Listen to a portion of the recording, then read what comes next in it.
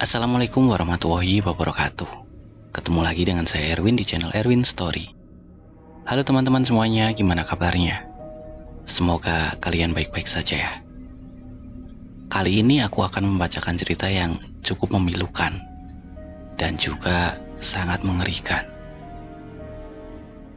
Seperti biasa, link sumber aku taruh di kolom deskripsi jika kalian ingin membacanya sendiri. Semua nama dalam cerita ini disamarkan. Mohon maaf jika ada kesamaan. Sebelum masuk ke ceritanya, jangan lupa like, share, dan subscribe ya, karena dukungan kalian sangat berarti buat aku. Yuk, seperti apa kengerian ceritanya? Cari posisi yang nyaman, rebahkan badan, selamat mendengarkan.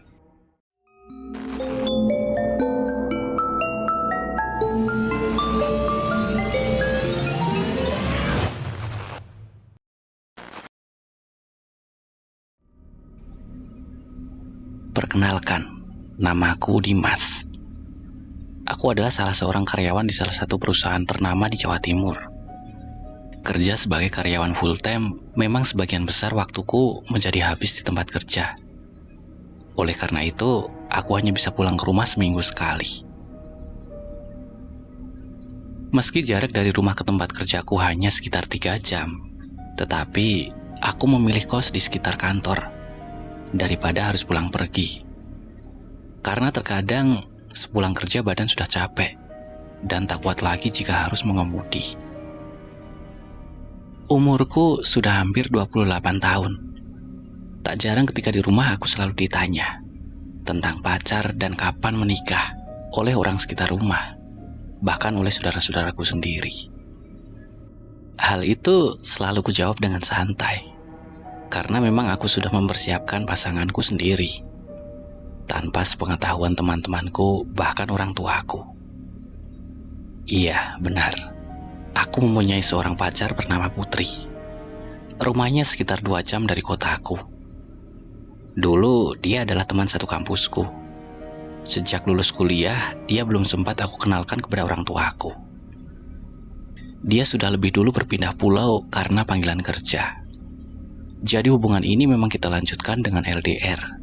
Karena selain tidak mengganggu kerjaanku, LDR kurasa cocok untuk keadaanku sekarang, yang memang lebih sering sibuk kerja. Singkat cerita, hubungan kami pun berjalan lancar. Dan memang aku sudah berniat untuk menikahi Putri suatu saat nanti. Hingga akhirnya hari itu pun tiba. Hari yang sangat membahagiakan di hidupku. Karena hari itu aku akan melamar Putri. Uang hasil kerja kerasku selama ini yang aku kumpulkan, kurasa sudah cukup untuk melamar dan mengadakan pesta, pikirku. Saat itu aku pulang kerja langsung menuju ke rumahku, dengan perasaan yang sangat bahagia. Dan sesampainya di rumah, aku pun langsung meminta izin kepada orang tuaku. Pak, Bu, aku mau melamar perempuan yang sudah lama aku cintai.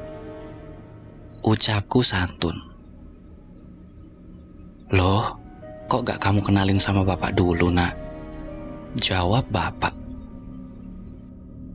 Kami pacaran sudah 5 tahun lebih, Pak. Dia teman kuliahku dulu. Anaknya baik kok, sopan. Aku sudah kenal dia lama. Insya Allah aku yakin bapak dan ibu suka. Ucapku meyakinkan. Ya sudah, kalau kamu suka. Kami orang tua bisa apa? Kami hanya bisa mendoakan semoga kalian jodoh. Karena kalau sudah menikah, dia tidak cuma harus menyayangi kamu saja, tetapi juga harus menyayangi bapak dan ibu juga. Sahut ibu. Singkat cerita, akhirnya aku mendapatkan restu dari kedua orang tuaku. Hal itu tentu saja membuatku sangat lega dan bersyukur, karena semua perjuanganku selama ini akan mencapai puncaknya. Keesokan harinya, aku pun menghubungi Putri. Sayang, kamu pulang kapan? Tanya aku. Mungkin bulan depan sayang. Ada apa? Kok tumben nanya? Lagi kangen ya? Jawab dia manja. Pulang 3 hari lagi bisa? Gak bisa lah. Ada apa sih? Kok mendadak sekali? Ucapnya heran. 3 hari lagi pulang aja ya. Aku mau ajak orang tuaku ke rumahmu. Jawabku. Loh, lah ini gimana kerjaanku yang? Imbuhnya. Sudah, setelah ini kamu gak usah kerja. Biar aku yang nafkahi kamu. Kamu fokus aja sama rumah tangga kita. Aku sudah minta restu dan aku akan melamar kamu 3 hari lagi. Jadi kamu pulang aja ya. Jawabku. Dia pun langsung menangis bahagia mendengar hal itu. Dan akhirnya besoknya dia langsung pulang ke rumahnya untuk memberitahu orang tuanya perihal lamaranku.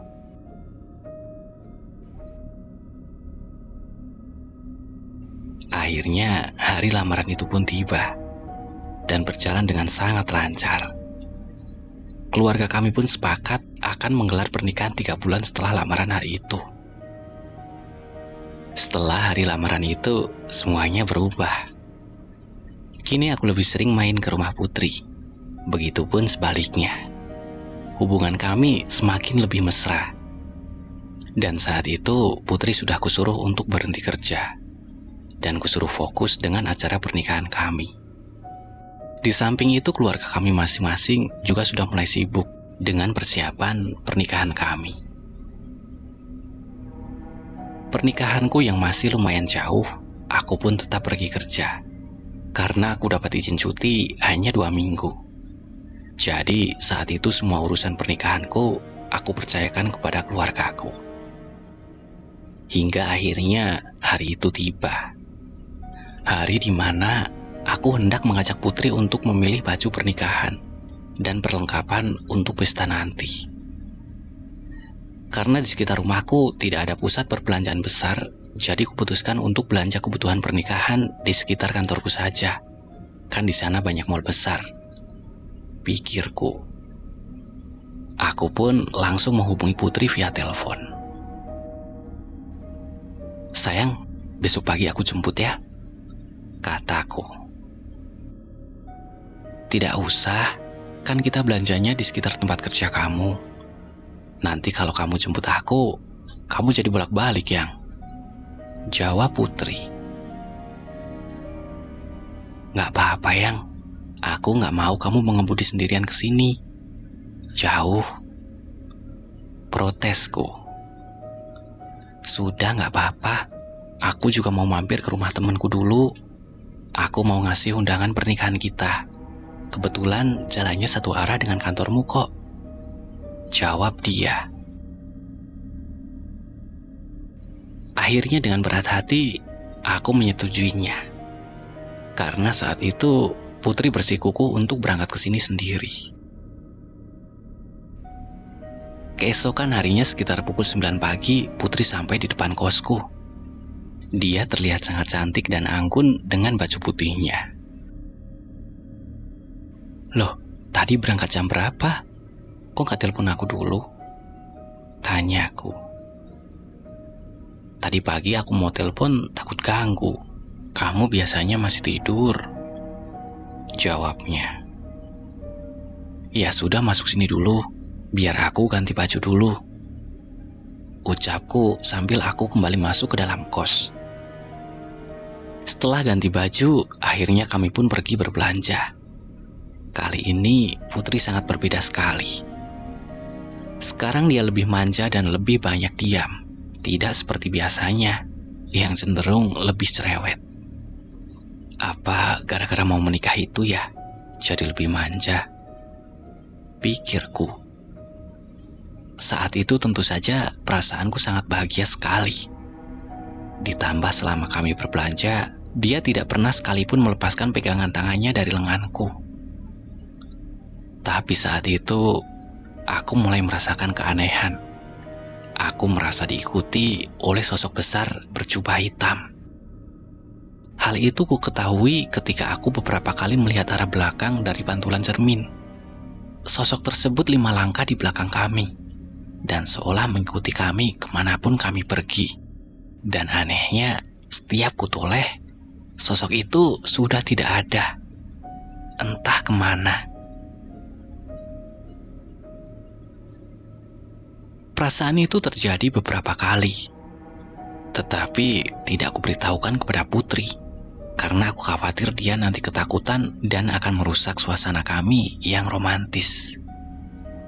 Dan tidak hanya di situ. Sepanjang hari aku mencium aroma dupa yang entah dari mana asalnya. Ditambah aku sering melihat ada bunga kamboja yang berceceran di sekitar kami. Meskipun kami sudah berpindah-pindah tempat, selalu saja aku melihat ceceran bunga kamboja itu. Semua itu tentu saja tidak aku hiraukan, karena perasaan kami saat itu sangat bahagia. Ucapan cinta yang keluar dari mulut Putri sepanjang hari seolah membuat aku menjadi laki-laki paling beruntung di dunia ini.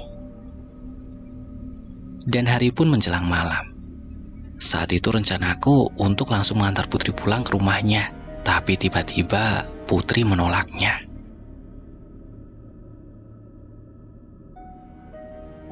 Habis ini kita langsung pulang aja ya, Yang. Kamu gak bisa bawa nanti. Ini bajunya banyak banget loh. Usulku. Tidak usah pulang ya. Aku tidur di kosmu saja. Besok pagi kita pulang bareng-bareng. Aku pengen malam ini kamu temani aku, Yang. Jawabnya. Tentu saja saat itu aku sangat terkejut. Karena kosku ada larangan tidak boleh membawa wanita masuk sebelum sah menjadi istrinya. Ini bahkan ibu kosku belum tahu kalau aku mau menikah. Ditambah gimana nanti bilangnya ke orang tua Putri.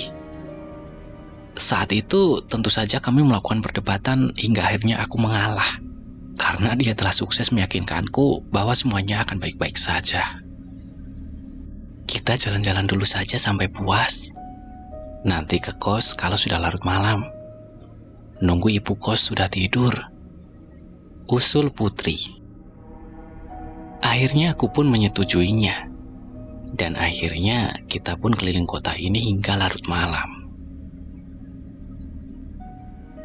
Aku memilih untuk nongkrong di sebuah taman. Karena badan sudah mulai lelah setelah beraktivitas seharian. Ketika di taman malam itu, aku kembali melihat ceceran bunga kamboja dan bau dupa yang sangat menyengat. Ditambah saat itu tiba-tiba ada beberapa orang yang lewat di depan kami berdua dengan wajah yang aneh.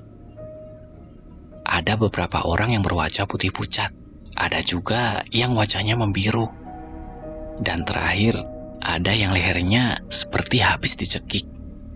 Mereka mundar-mandir lewat depan kami berdua dengan sesekali melirik ke arahku. Saat itu aku langsung merinding dan sangat ketakutan. Tetapi saat itu juga aku lega karena putriku pastikan tidak melihatnya. Dia sibuk dengan semilanya. Dan puncaknya, tiba-tiba seperti ada yang menarik lenganku dari belakang hingga aku jatuh dari atas kursi taman. Hal itu membuat aku seketika ketakutan. Setelah hal itu terjadi, mengingat waktu sudah tengah malam, akhirnya aku memutuskan untuk mengajak Putri pulang. Karena kurasa taman ini tidak aman dan banyak setannya. Sesampainya di depan kos, kekhawatiranku pun terjadi. Saat itu aku melihat ibu kos masih belum tidur. Dan dia masih sibuk telepon dengan seseorang. Beliau tepat di depan pintu gerbang sambil mondar-mandir. Saat itu aku kebingungan. Dan tiba-tiba ibu kos memanggilku karena tahu kedatanganku. Tumben Dim pulang malam, lembur ya? Tanya ibu kos. Aku pun menjawab pertanyaan tersebut dengan badan gemetar. Karena takut dimarahi kemudian diusir dan tidak boleh kos di sini lagi. karena ketahuan membawa perempuan. "Enggak, Bu. Ini habis belanja," jawabku. Anehnya, ibu kos saat itu langsung masuk ke dalam rumahnya tanpa menegurku. Wah, saat itu perasaanku sangat lega karena kupikir ibu kos lagi baik hati. Jadi aku diizinin bawa perempuan masuk. Di dalam kos, Putri sangat manja sekali. Dia tidak henti-hentinya memujiku dengan kata-kata mesra. "Aku gak mau kehilangan kamu, Dim. Apapun yang terjadi, jangan tinggalin aku ya. Aku sayang banget sama kamu," ucapnya. "Iya, gak bakal tak tinggal. Seminggu lagi kan kita menikah. Setelah itu kamu ikut aku di sini aja ya. Gak apa-apa kan kita kos dulu?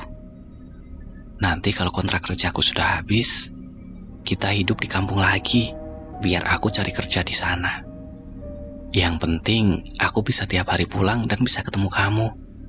Kamu jangan kerja lagi, wis. Aku gak mau kamu capek. Kamu di rumah saja ya, biar aku yang kerja," jawabku meyakinkan. Putri pun mengangguk sambil meneteskan air mata. Saat itu aku kembali memeluknya, karena itu kuanggap air mata bahagia. Dan tidak lama kemudian, tiba-tiba Putri membuka semua bajunya sambil menciumiku. Dan betapa kagetnya aku saat itu ketika tahu perlahan-lahan tangan Putri juga mulai memaksa untuk membuka bajuku. Saat itu aku langsung terkejut dan menghentikan tindakan Putri itu. "Kamu kok aneh gini? Kan biasanya cowok yang ngajak duluan," godaku. "Gak apa-apa, kan ini sudah akhir perjalanan kita," jawab Putri. "Sayang, kita udah janji dari awal pacaran untuk tidak aneh-aneh. Kita nikah cuma kurang seminggu loh. Mending pas malam pertama aja, biar halal. Kan biar tenang juga. Nanti kalau di sini ibu kos dengerin kita gimana? Kan jadi malu," terangku menenangkan dia. Dia kembali tidak menghiraukan perkataanku sambil terus memaksaku untuk membuka bajuku. Waktu itu memang Putri sudah melepaskan semua bajunya, hingga hanya tersisa selimut tipis yang menutupi seluruh tubuhnya. Aku pun saat itu terus menolaknya, hingga akhirnya dia tersadar kalau aku memang benar-benar tidak mau melakukan apa yang dia inginkan. Akhirnya tiba-tiba dia kembali menangis sambil memelukku erat. "Kamu memang orang baik, Dim. Maafin aku kalau aku punya salah ya. Aku gak mau pisah sama kamu. Aku sayang banget sama kamu. Jangan pernah lupain aku ya," ucap Putri. Aku pun mencium keningnya sambil mengusap air matanya. Dan akhirnya kami pun kembali bermesraan hingga kami ketiduran. Sekitar pukul 2 pagi, aku terbangun karena tiba-tiba aku mendengar suara orang mengetuk-ketuk pintu dengan sangat cepat dan tidak beraturan. Karena saat itu aku takut ibu kos yang melakukan hal itu, sebelum kubuka pintu, aku mengintip dulu dari balik tirai. Dan betapa kagetnya aku saat itu ketika tepat di depan pintuku ada sosok laki-laki tinggi besar dengan wajah yang sangat menyeramkan dan sesekali menggaruk-garuk pintu dari arah luar. Saat itu aku kembali terkejut ketika Putri tiba-tiba terbangun dan menarik tanganku agar tidak menghiraukannya. Aku pun menurutinya dan kembali masuk ke dalam selimut. Saat itu suara pukulan pintu semakin keras dan sesekali tercium bau dupa yang sangat pekat. Dan setelah beberapa lama, Tiba-tiba sosok itu pindah tepat di samping almari pakaianku. Dia berdiri sambil membentur-benturkan kepalanya ke tembok. Saat itu sekujur tubuhku terasa kaku dan seperti tidak bisa bergerak sama sekali. Membuka mulut untuk berteriak sekalipun saat itu aku sangat kesulitan. Entah apa penyebabnya, aku juga tidak tahu. Malam itu terasa sangat panjang, dan aku hanya bisa memejamkan mata dan membaca doa sebisanya, sambil memeluk Putri yang sudah mulai menangis ketakutan. Gangguan itu pun berlanjut hingga menjelang subuh, dan saat terdengar suara adzan subuh, suara tersebut mulai hilang, dan aku pun tertidur sambil memeluk Putri. Akhirnya aku terbangun kesiangan sekitar pukul 10 pagi. Aku sangat terkejut saat itu, karena Putri tiba-tiba sudah tidak ada di sampingku. Setelah aku cari kesana kemari, dia tetap tidak ada. Dan aku simpulkan dia pulang lebih dulu, karena motornya di dalam kos yang sudah menghilang. Aku pun saat itu langsung mencoba menghubungi Putri berkali-kali, dan tidak ada jawaban. Baju-baju yang kami kemarin beli juga masih ada di kos. Kalau nggak pulang, mungkin dia beli makan. Tapi kok nggak izin sama aku ya? Pikirku saat itu. Dan setelah aku tunggu hingga sekitar pukul 12 siang, akhirnya kuputuskan untuk pulang ke rumah. Karena Putri sudah 2 jam tidak kembali ke kos. Saat itu kupikir dia pasti pulang duluan. Karena jika dia memang beli makanan, harusnya sudah kembali ke kos, pikirku. Akhirnya saat itu aku menuju ke rumahku terlebih dahulu, sebelum ke rumah Putri. Karena saat itu aku harus meletakkan barang-barang belanjaan kami kemarin. Dan betapa terkejutnya aku setelah aku sampai di rumahku. Di rumah tidak ada yang menyambutku. Semua orang di rumah tertunduk seperti sedang ada masalah. Aku pun saat itu bingung sekali. Apa yang sebenarnya terjadi? Aku pulang kok diam semua sih? Ada masalah apa?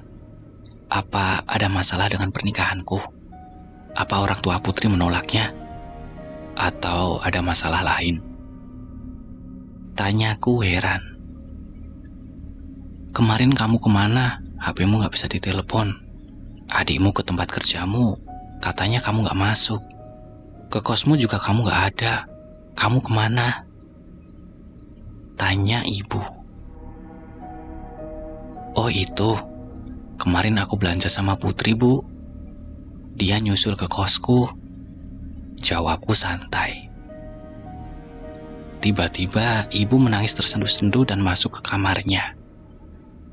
Saat itu aku semakin kebingungan dan coba memaksa ayah dan adikku untuk mengatakan apa yang sebenarnya terjadi.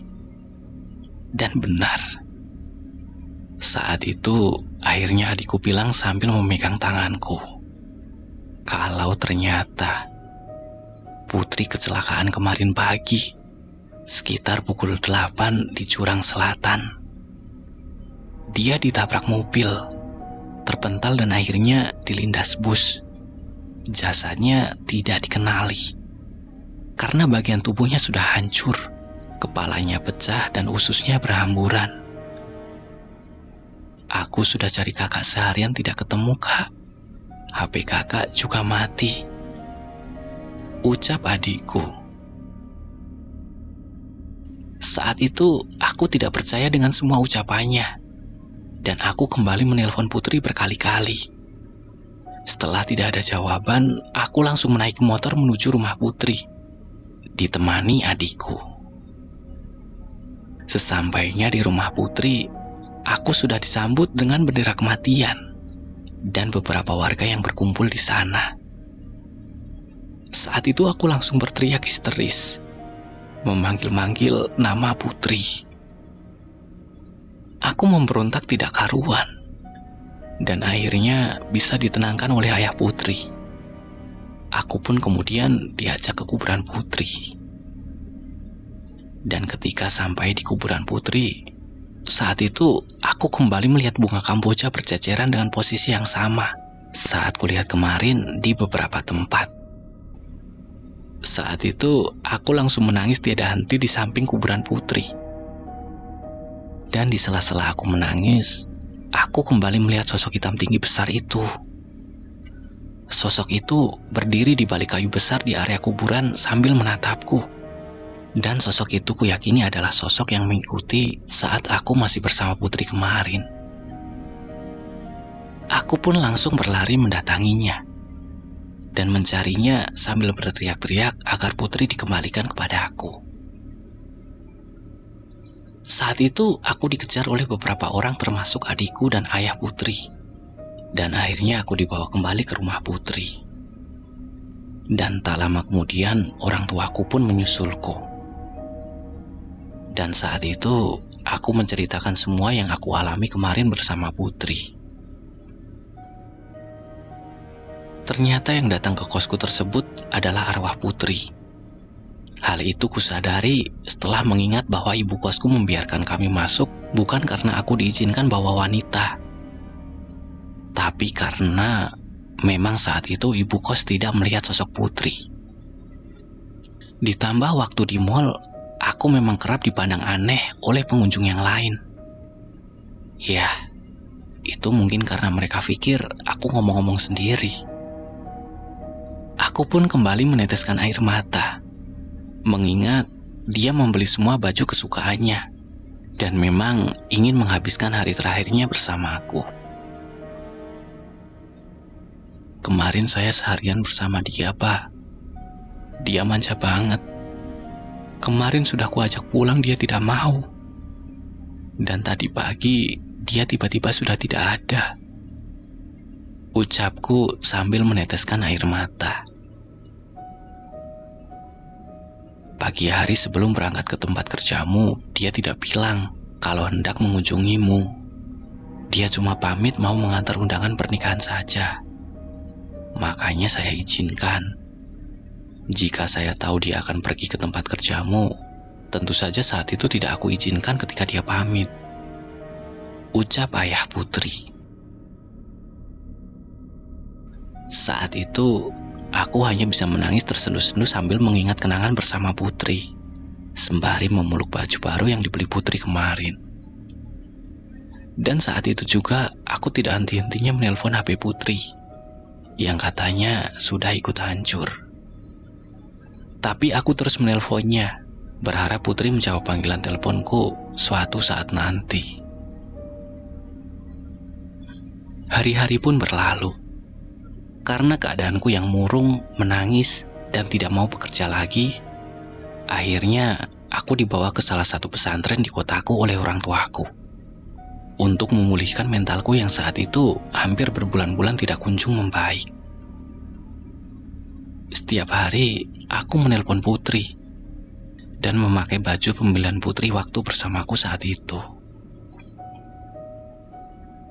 Akhir cerita, setelah melakukan berbagai terapi, akhirnya aku sekarang sudah sembuh. Sudah menikah dan memiliki 3 orang anak. Tapi tiap hari-hari tertentu, aku masih mengunjungi makam Putri untuk melakukan takziah dan mendoakan arwah Putri agar tenang di alam sana.